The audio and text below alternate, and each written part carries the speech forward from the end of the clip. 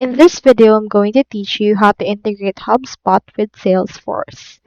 In order to do this, we first need to head over to HubSpot and click onto this marketplace icon. Then click onto this HubSpot marketplace. Now, once you're in there, just proceed to search right here for Salesforce. Click on search and search for Salesforce. Once it's done, click onto this Salesforce option. So don't worry because this is HubSpot certified application. Now it requires Salesforce subscription as well. Now click on this install. After that, this will open this integration for the actual Salesforce itself. Now in here you can see this. You can be connected to Sandbox and click on this login to Salesforce.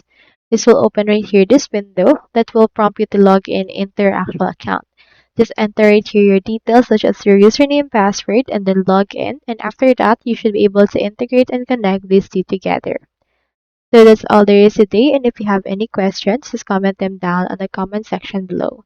If you haven't signed up for HubSpot yet, make sure to use your affiliate links given in the video description.